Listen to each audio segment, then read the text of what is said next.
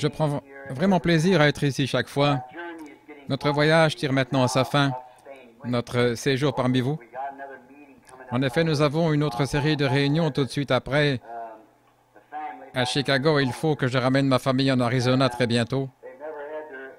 Et ils n'ont pas encore eu leurs vacances d'été, alors je dois aller faire un petit tour avec eux quelque part dans quelques jours. Et alors je serai probablement absent un jour, un dimanche, et la semaine d'après, je commence à Chicago. Puis je dois revenir vite le lundi pour les amener en Arizona.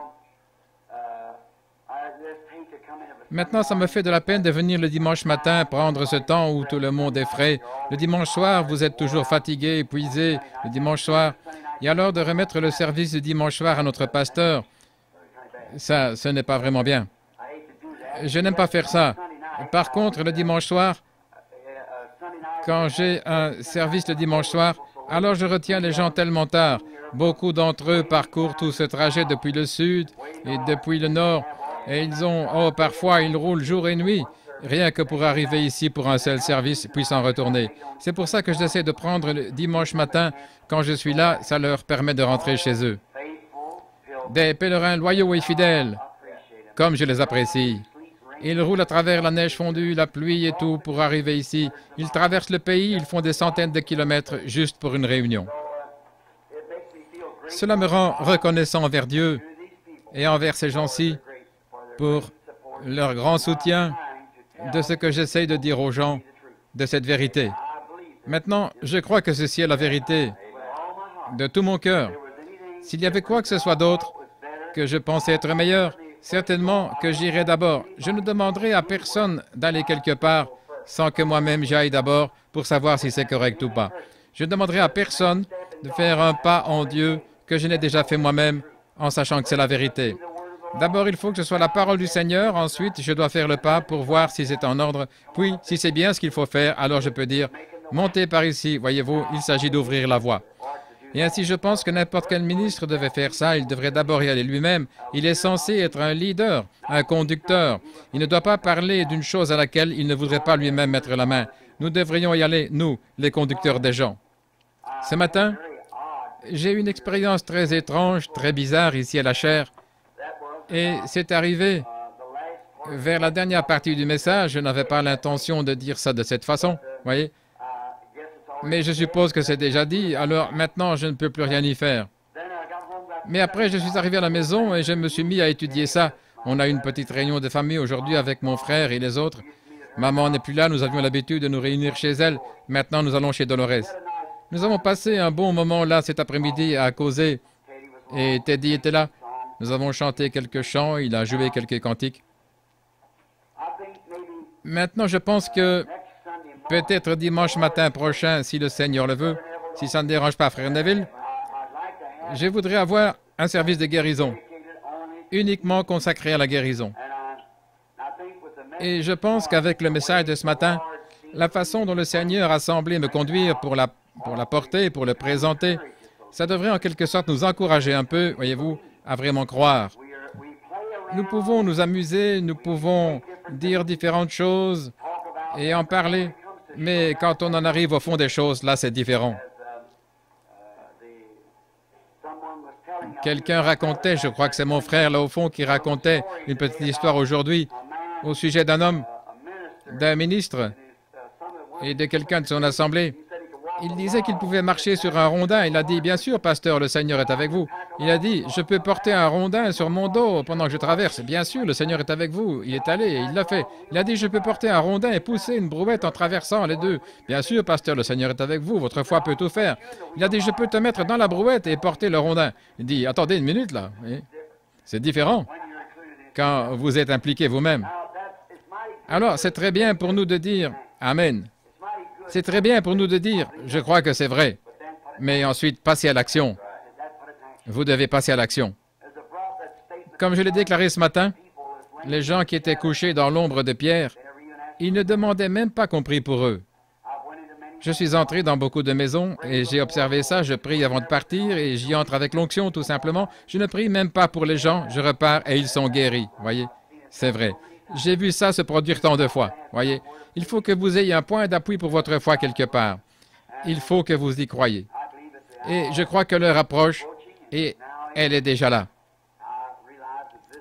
Je suis conscient que ces services n'est pas enregistré. Il se pourrait qu'ils enregistrent une petite bande pour eux-mêmes, mais celle-là n'est pas destinée à faire le tour du pays. Ce dont je parlais ce matin nous a amené jusqu'à un point culminant, et c'est pour ça que je vais consacrer dimanche prochain à un service de guérison. En effet, depuis que je suis entré, je vous ai parlé des visions et de ce qui s'est produit et tout, et j'ai développé là-dessus, vous exposant pourquoi j'ai fait toutes ces choses. Et puis ce matin, j'ai continué à développer jusqu'à en venir maintenant à ce dernier pôle. Maintenant, c'est le moment où je dois me consacrer à Dieu, le moment où Dieu va me parler, voyez-vous. Je dois vraiment avoir un petit changement dans ma propre vie. Ce n'est pas que je sois mauvais, je ne pense pas, mais je veux me sentir un peu plus près des gens, voyez. Ces gens à qui j'ai essayé d'annoncer cette vérité de l'Évangile et qui tournent le dos et ils s'en éloignent et ils s'en moquent. Maintenant, moi, je trouve que c'est une insulte. Pour moi, ça m'est égal, mais quant aux choses que je dis qui sont la vérité, pour essayer de leur venir en aide, c'est comme de pousser un bateau au large et de dire « Allez, le voici, traversez. Allez, sortez de ce courant tumultueux, vous allez mourir. Vous allez périr là-bas. » Et ils se moquent de vous, simplement, ils s'éloignent. Eh bien, pour moi, s'ils s'éloignent, j'ai l'impression qu'il n'y a plus rien que je puisse faire, voyez-vous, rien que je puisse faire. Mais maintenant, je veux descendre en vitesse sur la rive et les persuader. Revenez donc, voyez-vous, il faut que j'aie ce sentiment-là, voyez-vous. Je sais qu'il y a quelqu'un là-bas qui n'est pas encore entré et je vais pêcher jusqu'à ce que le dernier poisson ait été attrapé. C'est ce que je vais faire maintenant. Et pour ce faire, maintenant, je m'attends à ce que quelque chose se produise dans une réunion de prière. Quelque chose... Beaucoup se souviennent de la vision du dernier pôle, de ce troisième pôle plutôt. Vous vous souvenez, quelque chose s'est passé juste avant. J'ai vu venir cette lumière descendre dans cet endroit-là et il a dit, « Je te rencontrerai là. » Maintenant, je m'attends à ce que quelque chose se produise. Il y a bien des années ici, le service et le discernement m'affaiblissaient tellement que j'en titubais. Beaucoup d'entre vous se souviennent de ça. Je me retrouvais dans cet état-là. Il fallait que frère Jack Moore me prenne par le bras et que frère Brown me prenne par l'autre bras et qu'il me fasse marcher de long en large dans la rue pendant 1 heure après le service. Et tout simplement, ce qui m'arrivait, j'essayais de réfléchir, de voir où j'étais et ce qui se passait. Ensuite, toute la nuit, je restais étendu là, à repenser à ça, à sangloter et tout, à me demander pourquoi il n'avait pas accepté notre Seigneur Jésus. Puis il m'a dit dans une vision, à un moment donné, tu rencontreras une dame, elle viendra vers toi, vêtue d'un tailleur brun, et elle portera un petit bébé dans une couverture. À partir de ce moment-là, tu auras de la force pour supporter avec plus d'endurance. Eh bien, je vous avais dit tout ça. C'est à Chicago que ça s'est produit, le soir où la petite dame presbytérienne, son propre pasteur l'avait envoyée là avec le bébé, et je crois que son frère ou l'un d'eux était médecin. Il a dit, il n'y a plus d'espoir pour ce bébé, à moins que le Dieu Tout-Puissant le touche. Elle est allée le dire à son pasteur, le pasteur a dit, je ne suis pas qualifié concernant la guérison divine, parce que je n'ai pas ça en moi, la foi qu'il faut pour le faire. Maintenant, ça, c'est être honnête, voyez. Il a dit, je n'ai pas vraiment ça en moi. Il a dit, par contre, j'ai été à l'une des réunions de frère Branham et je te conseillerais d'amener ce bébé à frère Branham. Le médecin l'avait condamné et il se mourait. Et cette petite dame est entrée là, à l'endroit où je tenais une sorte de service pour les petits-enfants catholiques qui avaient été brûlés, là, dans l'église, là-bas, vous savez. Vous vous rappelez quand ça s'est passé? Nous tenions ce service et là, voilà qui arrive sur l'estrade, voilà cette petite dame vêtue du tailleur brun. Ma femme et les autres étaient assis là et j'ai dit, je me suis retourné, j'ai regardé tout autour pour voir s'ils étaient là. Et il s'était trouvé que juste avant que j'arrive, je crois que Billy Paul ou ma femme ou quelques-uns là avaient parlé avec cette dame qui portait le petit bébé. Et cette dame est montée sur l'estrade et le Saint-Esprit a tout révélé. Et là, il a guéri ce bébé. Je suis reparti. Depuis ce moment-là, je ne me fatigue plus. Voyez-vous, ça ne me dérange plus et je continue comme ça. Maintenant, je m'attends à ce que quelque chose se produise pour mettre le troisième pôle en marche, voyez. Et il se pourrait que le service de guérison de dimanche prochain le produise, je ne sais pas. Je pense que ce que nous devrions faire, c'est, dites-le aux vôtres, amenez les malades. Maintenant, pour un service de guérison, nous devons nous consacrer aux malades. Amenez vos malades, amenez-les ici de bonne heure dimanche prochain, disons vers 8h ou 8h30, et qu'on leur donne une carte de prière au moment où ils entreront à la porte ou au salon. Ensuite, nous aurons une ligne de prière, nous prierons pour les malades, et nous verrons ce que le Saint-Esprit fera. Je crois qu'il fera des prodiges si seulement nous croyons en lui. Mais nous devons croire en lui pour ces choses maintenant de tout notre cœur. Et je crois que cette grande heure est arrivée alors que Dieu, comme nous l'avons dit ce matin, nous a montré tant de choses. Et il nous a amenés jusqu'à un certain niveau. Tout ce qu'il nous faut faire, c'est de faire l'effort pour arriver de l'autre côté de la colline. Et puis voilà, c'est parti. Voyez-vous, et ça avance. Exactement comme ce qui s'était passé dans le domaine du discernement, comme ce qui s'était passé dans le domaine prophétique. J'étais à Calgary, c'était dans la ville reine, à Regina, et Ern Baxter était là. Nous étions là tout un groupe, et le Seigneur m'avait dit, ici même sur l'estrade, « Il viendra un temps où tu connaîtras même le secret de leur cœur. » C'est exact. Je n'y pensais pas de cette manière-là. Ce soir-là, je suis monté sur l'estrade avec Ern, je me suis mis à prier pour les malades, et là, un homme est arrivé, et j'ai simplement étalé toute sa vie. C'était la toute première fois que ça se produisait, comme ça, simplement, en un instant, en plein service de guérison. Ensuite, j'ai regardé par-dessus l'auditoire, et voilà que ça s'est mis à descendre sur l'auditoire, et tout ça. Oh, quand nous arriverons de l'autre côté, la moitié n'a même pas encore été racontée. Toutes ces choses, quand on regarde et qu'on voit des choses dans la vie des gens, je n'en parle pas. Je laisse tout simplement, voyez-vous, à moins que je me sente vraiment poussé à dire quelque chose. Et maintenant, cette prochaine étape, je m'attends à ce que ça soit mis en mouvement ainsi à ce que Dieu, à sa propre façon, en son propre temps souverain, mette la chose en mouvement. Et ce sera quelque chose qui sera de loin supérieur aux deux autres, voyez, et je m'attends à ce que ça se produise. Alors je me suis dit que peut-être si je faisais un petit service de guérison, peut-être dimanche prochain, ensuite dimanche d'après, je serais probablement parti avec les enfants et les autres. En effet, ils vont devoir rentrer à l'école. Et puis le dimanche suivant, eh bien, je serai à Chicago, aux réunions là-bas. Et puis je reviendrai le lundi d'après pour repartir le mardi pour l'Arizona, pour que les enfants rentrent à l'école. Eh bien, qu'est-ce que tu as trouvé, pasteur? Eh bien, j'ai découvert quelque chose de très étrange. Bon, c'est très bien ça. Maintenant, nous voulons savoir ce que c'est. Alors maintenant que le Seigneur vous bénisse tous abondamment, et j'espère vous revoir ici dimanche prochain. Et écoutez, n'oubliez pas, ces petites églises, comme celle de frère Ruddle, de frère Jackson, de frère Parnell, et tous ces petits frères qui mènent un dur combat là-bas, voyez-vous, et ils nous considèrent comme leur église sœur, voyez-vous. Nous sommes un peu comme une petite église mère pour eux. C'est d'ici qu'ils sont nés, qu'ils sont sortis, des pasteurs et ainsi de suite. Et ce jeune homme ici derrière, le frère, je l'ai rencontré l'autre soir, Allen, le jeune frère Allen. J'espère que frère Collins ici fera connaissance avec frère Allen s'il ne le connaît pas.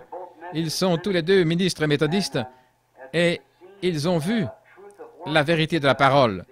Et l'organisation de l'Église méthodiste, il y a un groupe de gens très bien dans l'Église méthodiste. N'allez pas penser qu'ils ne le sont pas, ils le sont. Il y a un groupe de gens très bien dans l'Église catholique. Il y a un groupe de gens très bien dans l'Église presbytérienne. Et dans tous ces endroits-là, ce sont des hommes et des femmes qui attendent de voir briller cette lumière sur leur sentier. Continuez seulement à faire briller la lumière dans l'humilité, la douceur. Rapprochons-nous tous de Dieu en nous humiliant. N'oubliez pas ceci. N'oubliez pas, ce tabernacle perdra sa force. Souvenez-vous que cet endroit est la cible sur laquelle Satan a braqué tous les canons de l'enfer. Il poussera une personne à faire quelque chose qui est contraire à ce que l'autre pense. C'est ce qu'il fait, c'est ça qu'il mijote. C'est son affaire. S'il peut amener quelqu'un à dire quelque chose, à parler de quelqu'un d'autre, à dire « Hé, écoute, est-ce que tu sais ce qu'un tel a fait? » N'écoutez pas ça. N'écoutez pas ça du tout. C'est le diable. Voyez-vous, c'est Satan. N'allez pas croire ça. S'il y a quelque chose que quelqu'un a fait qui n'était pas bien, priez pour eux. Ne priez pas de manière égoïste en disant « Je sais que c'est mon devoir, je dois prier pour ce frère. » Prenez à cœur, vraiment profondément, de prier pour cette sœur.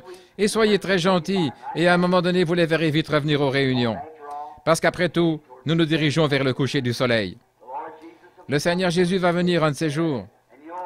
Et vous savez, je pense que ça sera tellement soudainement et tellement doucement, tellement que pratiquement le monde entier n'en saura rien quand l'enlèvement aura lieu.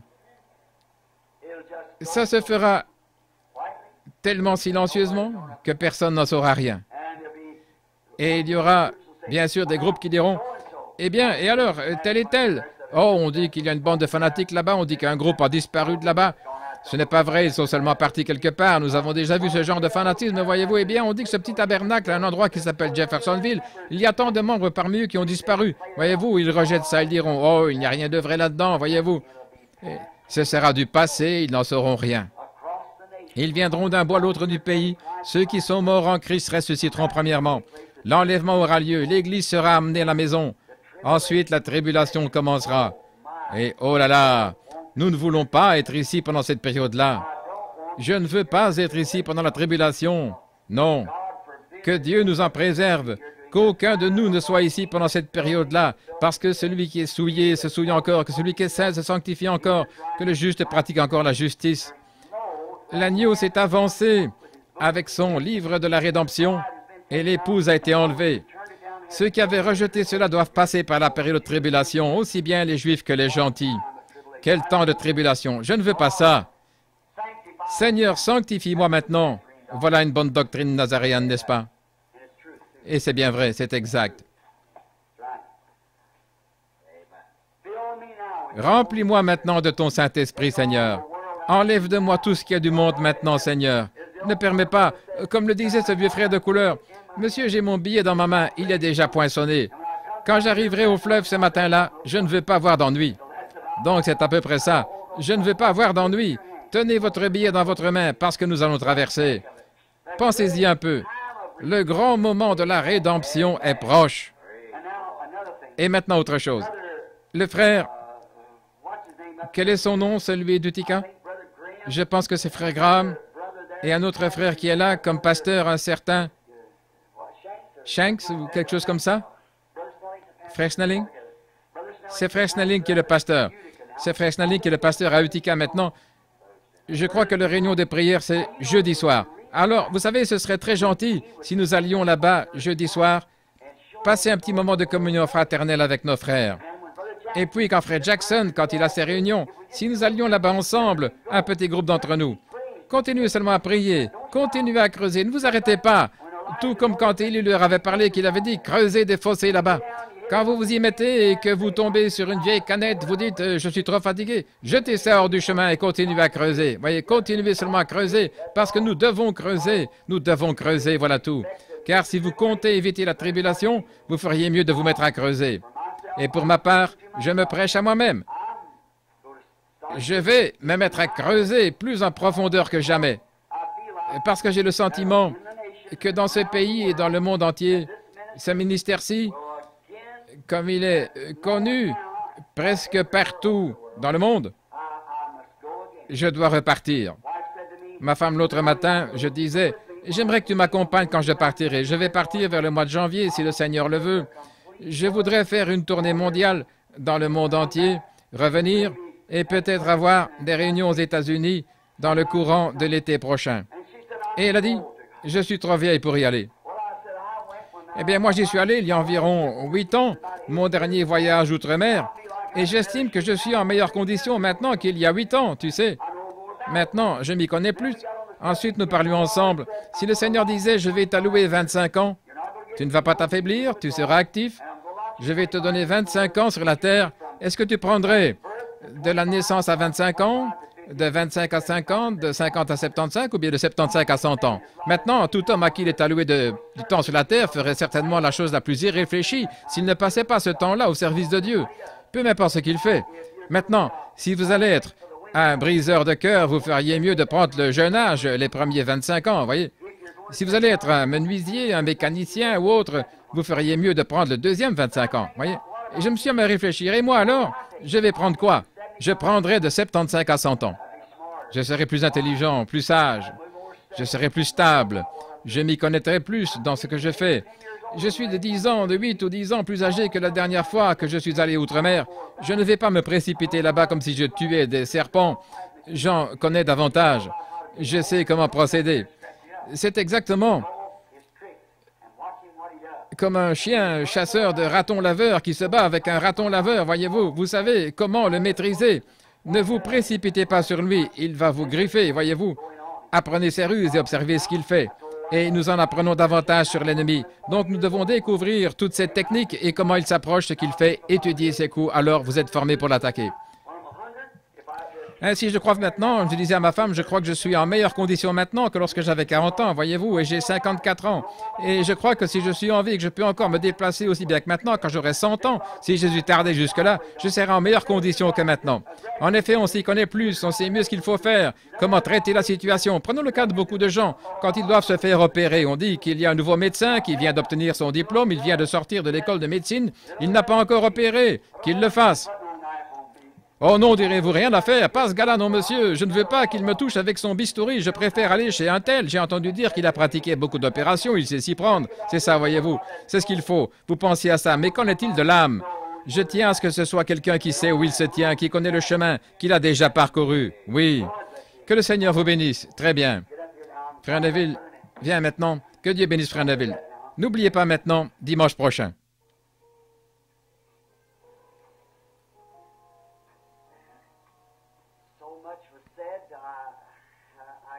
Il a dit tant de choses que je ne pourrais rien ajouter pour améliorer ça. Et je crois vraiment que c'est le Seigneur qui a arrangé ça pour que Frère Veil apporte ce message après celui de ce matin. En effet, voyez-vous, il faut que ça fonctionne comme ça. Nous acceptons ça comme venu de Dieu. Là, il a dit tant de choses. J'ai déjà 20 prédications de noter ici en ce moment de ce qu'il a dit. Il m'est venu à l'idée une petite illustration pour appuyer ce qu'il a dit. Nous regardons cette montre-là pour voir l'heure. Si toutes les pièces de cette montre ne fonctionnent pas en coordination l'une avec l'autre, nous ne saurons jamais quelle est l'heure exacte. N'est-ce pas vrai? De même, il faut que nous tous ensemble, si nous voulons voir le troisième pôle vraiment accomplir quelque chose pour Dieu, il faut œuvrer tous ensemble en coordination, nous humilier devant Dieu et confesser nos fautes et prier et croire en Dieu pour ces choses. Je crois vraiment que ce que Frère Veil a dit est la vérité, que Dieu ne mettra jamais son esprit dans un temple impie, injuste, désobéissant. Non, il doit venir en nous par la voie de la purification de nos cœurs, libres de toute malice et de toute iniquité, et que nous soyons purs devant Dieu, pour qu'il puisse faire agir à travers nous son pur Saint-Esprit pour accomplir ces choses. Je pense que quand vous rentrerez chez vous ce soir, si vous lisez le petit livre de Jude, vous y apprendrez beaucoup de choses de ce que Frère Veil a dit. Il a dit, « Je combats ardemment pour la foi qui a été autrefois transmise aux saints. » Il s'en était éloigné. Des hommes corrompus d'entendement s'étaient introduits, et par leur tromperie, ils avaient éloigné des vraies choses de Dieu. Et Dieu ne peut agir que dans la mesure où nous le laissons agir. Il y a tant de choses merveilleuses que je pourrais dire. Vous savez, les gens veulent avoir de la puissance, mais en réalité, ils ne savent pas ce qu'est la puissance, voyez-vous. Ils ne savent pas en réalité ce que ça implique. Le chemin vers le haut est vers le bas, toujours. Si vous voulez avoir de la puissance, voyez jusqu'où vous pouvez vous humilier. Débarrassez-vous simplement de toutes vos pensées mondaines et humiliez-vous devant Dieu. Et alors vous aurez plus de puissance que l'homme qui court partout et qui fait beaucoup de bruit, voyez-vous.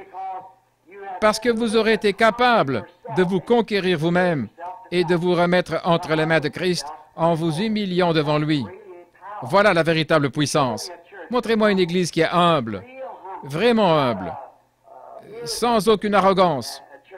Une église vraiment douce et humble. Et moi, je vous montrerai une église qui a la faveur et la puissance de Dieu en elle. C'est vrai, c'est ça qu'il faut, l'humilité. Nous humilier devant Dieu, laisser simplement Dieu agir à travers nous. On n'a pas besoin de faire beaucoup de bruit. Quelquefois, comme ce que racontait le fermier, allant au champ avec son chariot, à chaque bosse, ça faisait un bruit de ferraille et tout. Mais en revenant, il y avait la même bosse, mais ça ne faisait pas de bruit parce qu'il était chargé de bonnes choses. Donc je pense que c'est à peu près ça, voyez-vous.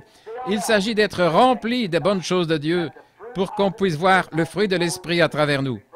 De même, il s'est beaucoup référé à 1 Corinthiens 13, là où il est dit « Quand je livrerai mon corps pour être brûlé et que j'aurai toutes ces choses, si je n'ai pas la charité, cela n'est rien, cela ne me sert de rien. » C'est ce que nous voulons faire. Par-dessus tout, c'est de notre âme individuelle que nous sommes responsables devant Dieu. Voyez-vous, c'est vous qui allez au ciel. La question n'est pas de savoir si moi j'y vais, si lui y va. C'est vous qui allez, voyez-vous, c'est d'abord vous. Et vous devez rechercher ces choses et être doux devant le Seigneur. Et je l'ai toujours constaté, l'homme qui s'humilie, c'est cet homme-là que Dieu élève. Prenez une personne qui bombe le torse et qui sait tout, à qui vous ne pouvez rien dire et qui est arrogante. Eh bien, voilà la personne qui n'arrive jamais à rien. Mais prenez cette personne qui s'humilie et qui marche dans la douceur. L'autre jour, je parlais à un homme qui est en train d'organiser une église et qui s'est retiré d'une organisation. Eh bien, il s'agit de Frère Bosé. Et cette église où ils avaient été, ils avaient eu cette grande église-là pendant longtemps, et le Seigneur bénissait. Et puis les gens en sont venus à vouloir se moderniser comme les autres et à s'intégrer en organisation. À ce moment-là, ces chrétiens humbles qui étaient là ne voulaient pas de ça. Toute leur vie, ils avaient reçu un enseignement contraire à ça. Alors ils sont partis. Maintenant, ils ont un groupe et le Seigneur les a bénis au point qu'ils vont maintenant à nouveau s'installer dans un grand bâtiment, une église qui peut accueillir environ 4 à 5 000 personnes là. Et ils recommencent. Et ils sont venus me voir, ils disaient, « Frère Branham, nous étions assis là dans le bureau. Et l'un des conducteurs, Frère Carlson et les autres, « Que devons-nous faire? » J'ai dit, trouvez un berger, un homme qui n'est réputé dans aucune dénomination, qui est simplement un bon frère authentique, véritable, doux, humble, qui a la vie. Dieu s'occupera du reste. J'ai dit, un bon pasteur qui va simplement nourrir les brebis et être humble et tout, Dieu fera le reste. Pas un gros je sais tout qui va venir là et qui va mettre ceci en ordre et ceci doit être comme ceci et tout chambardé. J'ai dit, ça ne marchera jamais. Vous êtes passé par là. C'est ça. Toutes les pièces dans l'Église doivent œuvrer ensemble et vous devez continuer à jouer votre rôle pour qu'on puisse voir à quelle heure nous vivons. Nous sommes peut-être plus proches que nous le pensons. Nous aimons Frère Veil, n'est-ce pas? Que le Seigneur vous bénisse, Frère Veil. Merci. Et nous remercions le Seigneur de nous avoir apporté ce grand message ce soir. Et j'ai reçu une note il y a quelques minutes. Une sœur, il y a quelque chose qu'elle voulait raconter. Elle l'a vu en songe. Si vous voulez bien me l'écrire, sœur. Il lui a déjà donné des songes qui ont été tout à fait vrais. Nous n'acceptons pas tous les songes, non. Mais quand ils sont de Dieu, nous voulons savoir que c'est Dieu qui nous parle. De même, nous ne croyons pas dans tous les parler en langue, mais quand une interprétation vient et qu'elle nous annonce quelque chose qui va arriver et que nous le voyons arriver, alors nous remercions le Seigneur pour ça.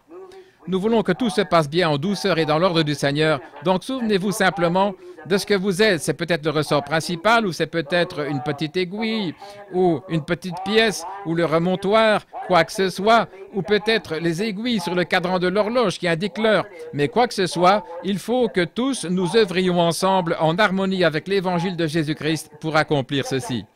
Pensez un peu à ceci. Si les dons, c'est quelque chose de si glorieux, c'est que nous appelons la puissance. Et Paul a dit, quand j'aurai même la foi jusqu'à transporter une montagne, si je n'ai pas la charité, je ne suis rien. Pensez à ça. Et quand nous disons, eh bien, quand j'aurai la connaissance, je voudrais bien connaître la Bible, quand j'aurai la connaissance de tous les mystères de Dieu. Voyez? Quand bien même j'aurai tout ça, si je n'ai pas la charité, je ne suis rien. Voyez-vous, je ne suis encore arrivé nulle part. Voyez-vous, l'essentiel, c'est d'aimer Dieu et avec ça, de vous humilier. Maintenant, certainement, qu'après toutes ces années passées sur le champ missionnaire et dans le monde entier, et après avoir vu différents peuples, je devrais en savoir un petit peu au sujet de la porte par laquelle entrer. Alors, si vous voulez arriver quelque part avec Dieu, ne laissez jamais un esprit arrogant venir sur vous. Ne laissez entrer aucune méchanceté en vous. Peu importe ce que quiconque peut faire, même si cette personne a tort, ne développez jamais un complexe contre elle. Voyez, soyez doux et gentils. Souvenez-vous, Dieu vous a aimé alors que vous étiez dans le péché. Et si l'Esprit de Dieu est en vous, vous aimez l'autre personne bien qu'elle soit dans l'erreur. Voyez-vous, priez simplement pour eux et aimez-vous les uns les autres. Par-dessus tout, aimez Dieu et aimez-vous les uns les autres. Et soyez humbles envers Dieu et les uns envers les autres. Et Dieu nous bénira. Qui sait ce qu'il fera? D'habitude, quand une église commence à grandir en nombre et à devenir un peu plus grande ou quelque chose comme ça, alors on s'éloigne de la chose réelle, Savez-vous ce qui a accompli ces choses? Quand j'en étais à mes débuts et que le Seigneur m'était apparu au fleuve, et Frère Veil a vu ça, je crois, dans un journal au Canada, il y a bien des années, quand l'ange du Seigneur était apparu là au fleuve, ça avait été transmis par la presse associée. Une lumière mystique apparaît au-dessus d'un prédicateur pendant qu'il baptisait. Et savez-vous ce qui a produit ça? Quand nous avions des réunions sous tente de l'autre côté de la rue, sous une tente qui pouvait s'asseoir, là, 2500 personnes. Des ministres venaient de partout et ils disaient, « Frère, venez ici une minute. » J'étais encore tout jeune. Et ils disaient, « Comment faites-vous pour garder ces gens-là d'un même accord? Ils s'aiment les uns les autres. Je n'ai jamais vu des gens qui s'aiment comme ça. » C'est le Seigneur. C'est ce sur quoi cette Église a été établie. L'amour fraternel, saint, les uns pour les autres. Je les ai même vus se serrer la main les uns les autres au moment de quitter un lieu. Là, ils pleuraient comme des enfants parce qu'il fallait qu'ils se séparent. Ils s'aimaient tellement les uns les autres. Je pouvais aller en visite chez eux et parfois la Bible était ouverte là avec des larmes. J'arrivais là le soir et des pères et des mères étaient rassemblés avec leurs enfants par terre, agenouillés. Des pères et des mères à genoux en train de pleurer et prier. Je restais debout à la porte en train d'attendre et ils n'arrêtaient pas de prier. Alors je m'asseyais sur les marches et je me mettais à prier aussi en les attendant. Et c'était comme ça. Et ils s'aimaient les uns les autres. Ils s'aimaient les uns les autres. Nous avions l'habitude de chanter ce vieux cantique. Béni soit le lien qui unit nos cœurs dans l'amour chrétien. La communion de nos esprits est comme celle d'en haut. Quand nous nous séparons, cela nous donne une peine intérieure. Mais nous resterons unis dans nos cœurs, dans l'espérance de nous revoir. Je dis ceci avec une grande joie dans mon cœur pour Christ. Beaucoup d'entre eux dorment dans des tombes ce soir. Ils attendent cette grande résurrection où nous serons de nouveau réunis. Que cet esprit ne quitte jamais ce lieu. Si un jour cela arrive, alors peu importe, votre pasteur aura beau être très éloquent, il aura beau apporter très bien la parole de Dieu, l'Esprit de Dieu aura été attristé, il s'en sera allé. Voyez, quand nous pourrons tout partager dans la communion fraternelle, avoir tout en commun et nous aimer les uns les autres, alors Dieu œuvrera avec nous. Alors nous indiquerons l'heure, de sorte que les gens qui viendront diront, si vous voulez voir une église qui est vraiment humble, une église qui aime vraiment Dieu, allez faire un tour au tabernacle là-bas et observez. Voyez le soin qu'ils ont les uns pour les autres, le respect pendant qu'on prêche l'Évangile, comme ils sont respectueux, comme tout est en ordre. Oui, alors on pourra regarder et voir à quelle heure nous vivons. Vous verrez l'Esprit de Dieu se mouvoir parmi nous. Il se fera de grands signes, de grands prodiges et tout. Si toute la chose œuvre ensemble, elle indique l'heure. Mais si elle n'œuvre pas comme ça, alors le temps s'arrête. Elle n'indiquera plus l'heure. Donc, si nous voulons savoir à quelle heure nous vivons, que tout le monde se mette à œuvrer ensemble dans l'Évangile, à s'aimer les uns les autres, à aimer Dieu, alors les aiguilles elles-mêmes indiqueront l'heure où nous vivons. Le croyez-vous? Bien sûr. Amen. Que le Seigneur vous bénisse vraiment richement. N'oubliez pas, allez un peu partout cette semaine. Et si vous connaissez de braves gens qui sont malades, qui doivent venir, dites-leur, bien-aimé, je voudrais te demander quelque chose. Nous aurons la prière pour les malades dimanche matin au tabernacle, et ça fait un certain temps que tu es malade. Maintenant, je voudrais... Eh bien, je veux y aller, j'ai toujours voulu y aller. Maintenant, j'ai entendu un message dimanche soir d'un frère, là, comme quoi nous devons confesser nos fautes les uns aux autres et prier les uns pour les autres pour que nous soyons guéris. Jacques 5, 13, 14, 15, voyez-vous, nous devons confesser nos fautes les uns aux autres avant même de venir chercher la guérison. Oui, confesser nos fautes les uns aux autres et prier les uns pour les autres. Voyez-vous, c'est exactement de ça qu'il parlait ce soir. Ça concilie les béatitudes avec Marc 16. Mettez ça ensemble et vous avez ce qu'il faut, alors les guérisons se produisent. Regardez Jésus. Rien d'autre qu'un faisceau d'amour. Voyez, il était Dieu manifesté. Dieu s'est exprimé à travers lui. Ce n'est pas étonnant que des miracles se soient produits et toutes sortes de choses. Sa vie humble, consacrée, de Dieu qu'il était, il est venu ici sur terre pour être un homme, pour exprimer Dieu à travers lui-même. C'est ce qui faisait de lui ce qu'il était. J'ai toujours dit, ce qui faisait que Jésus était Dieu, c'est la manière dont il s'est humilié. Il était tellement grand et pourtant il a pu être tellement petit, voyez. Que le Seigneur vous bénisse beaucoup. Maintenant, levons-nous pour terminer la réunion.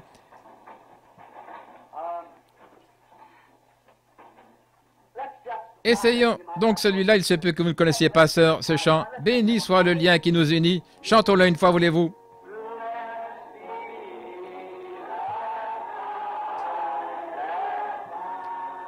Béni soit le lien qui unit nos cœurs dans l'amour chrétien.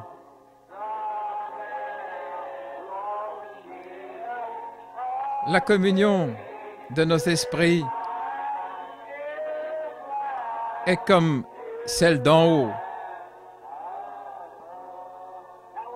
Maintenant, pendant que nous chantons ce dernier couplet, serrons-nous la main les uns les autres. Si nous devons bientôt nous quitter, disons simplement que Dieu vous bénisse, mon frère, ma sœur. Je suis tellement heureux d'être ici avec vous ce soir.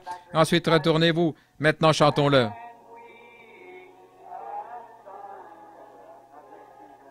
Quand nous nous séparons,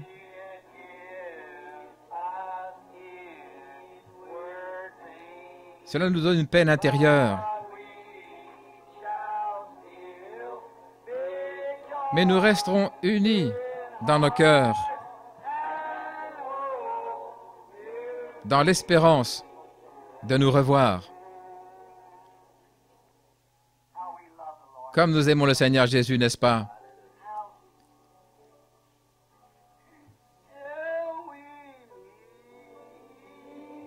Jusqu'à ce que nous nous rencontrions jusqu'à ce que nous nous rencontrions au pied de Jésus.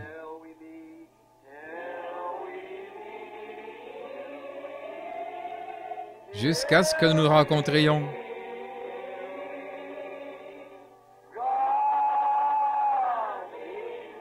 Que Dieu soit avec vous. Jusqu'à ce que nous nous rencontrions. Fermons les yeux et chantons-le dans l'esprit maintenant.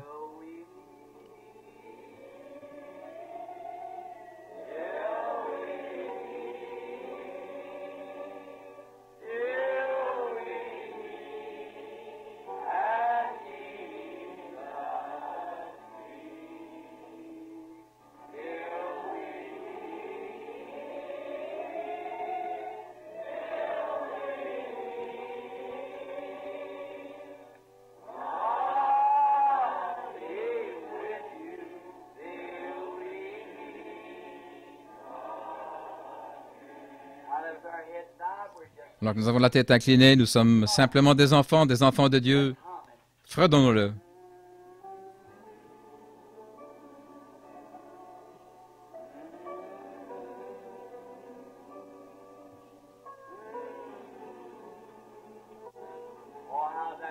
Oh, comme cela amène l'Esprit de Dieu sur nous. Pouvez-vous vous imaginer dans les premiers jours quand il s'asseyait sur des blocs de pierre?